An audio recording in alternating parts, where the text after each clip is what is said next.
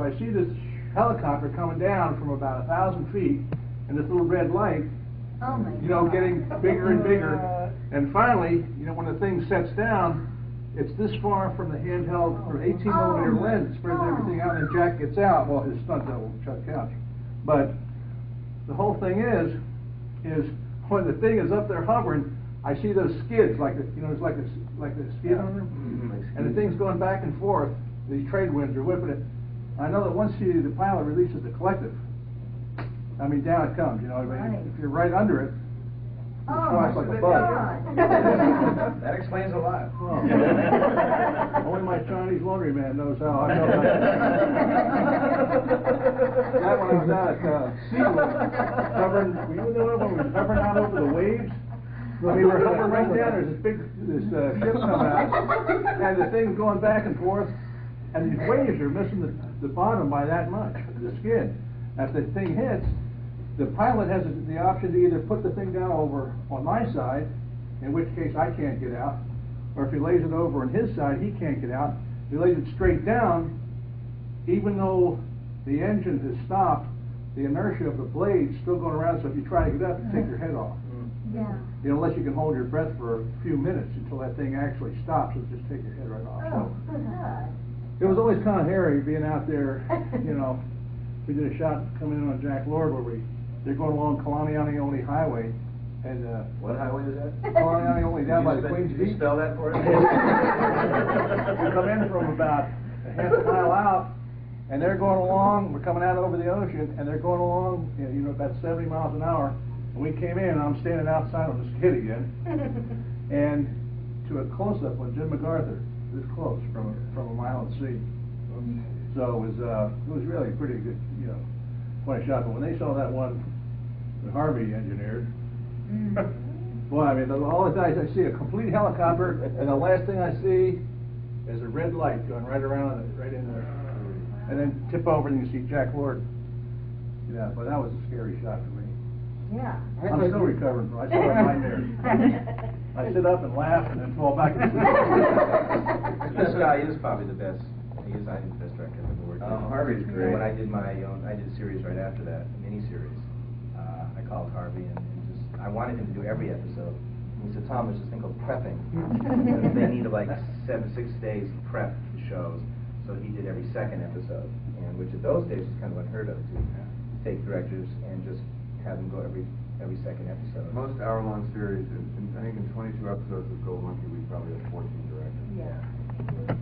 But he was so fabulous. One good one. I bring you regards, by the way. I spoke to Jim Fargo. Regrets he can't be here. He's in Who did you speak to? London. Jim Fargo. Remember Fargo? He's directed the episode you just saw, Yeah. the last Chance Lily, Yeah. and the last one too. And it turned out that Fargo was cutting at Laser Edit, where we do Seventh Heaven, and he said that he talked to some of the editors there because I had called just the night before, and he saw me cutting over there, and they said, "Oh yeah, he's working on a great show, Seventh Heaven." You know? So that, but Fargo is in Europe. He's doing movies, you know, ever since Magnum Force and the Eastwood. Clint Eastwood movies, yeah. So he regrets he can't come. I spoke to Don Baer. Oh yeah. Yeah. Did you? He's in Colorado. He's retired. What's he doing? Yeah, he lives in Colorado. He's retired. He's it was great today. He sounded just like he's always sounded. You know, the same guy. He said we can't do that shot. Yeah, well, he said. We can't do that shot. I'm sorry. We can't build a volcano. Right. On the one hand, he had Belisario saying to him, "Make it bigger," and the studio saying to him, right. "If you make it any bigger, you're dead." Right. Yeah. You know, so he really took a lot of the blame for it. He's a good man. What a gentleman, Yeah, he was a too. great guy. Yeah. So it gave me an opportunity to talk to a lot of people. I spoke to Whitman. Jack Yeah. Photography. Yeah. Ozzie Smith too. Have you talked to him? I haven't talked to Ozzy in a while. What's Whitman doing? Is he retired? Whitman, unfortunately, has been very ill. They had a triple heart bypass. Yeah. Wow. And you don't think, you know, he was the guy who loved to climb up on the construction cranes in Hawaii. But remember that? He was an incredible guy, a real daredevil of a guy. And now to think of him, you know, a little short of breath, it's kind of So scary. he's not doing well even after the operation? Remember how muscular he was? Yeah. He's real skinny now. Yeah. He looks like a, Jack Whitman was the director of photography. by the way. Yeah. he looks like an old Willie Nelson. Got the long ponytail, you know, and he just, And he directed an episode. And Yeah, he did. Yeah. They brought in a guy named Ozzie Smith to be his DP, and I was That's my shortstop. So when he wasn't doing that, right. When he couldn't do that, I mean, when Jack Whitman couldn't do my next show, I got Ozzy, and he did a beautiful job, remember? And then now he's doing another Western. He's been, since the beginning, the DP of Dr. Quinn. Yeah, that's right. Wow. The director, on a show like ours, the director of photography and the camera crew are as much in your immediate family as the actors, because they're there with you every single minute of every day. Yeah. And the director of photography never gets to stop. We might have a moment, you know, where if it's Jeff's close-up and they're lighting it. We can goof. Then all hell We breaks can loose. goof. But the director They of don't photography care. has to keep working every second, and then has to watch the shot while it's being shot to make sure that the lighting doesn't go wrong. So we loved our camera crew, Jack Whitman. Everybody takes a break on my close-up. It's dead silence when you do a close-up. They always get the neck of the chicken. I don't know why it is.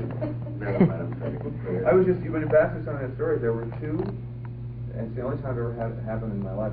During the pilot of Gold Monkey, there were two times when I thought I was literally going to die. Yes, Remember I when we did know, the I plane know. escape? Oh, yeah. Yes, exactly. You In were the pilot, dragged. in the pilot. We were that's right. shooting You were the escape. I was hanging on to you. Yes, we were shooting the escape Really? where you know the island's about to blow up, and we had to do a shot where, and they had there was a real goose in Hawaii, and it was waiting there with a real pilot in it, who was ducked down low so the camera wouldn't see him. Jeff was supposedly at the controls, and Caitlin was at the window saying, "Come on, come on!" I'm dashing, you know, down Remember the that beach. shot? He's running down the And I beach. run and I run Yeah. and I You sort don't of run like that upset. unless somebody's chasing you. Yeah, up to water about like this, and then grab on as the thing's taxiing away. Well, the guy who was actually piloting the plane didn't understand exactly what he was supposed to do. And as I grabbed onto the plane, he hit full throttle. Yeah, he did. N- This So is that it would scary. look like the plane was going to really take off, because he was told to make it look like, you know, and then obviously not take off.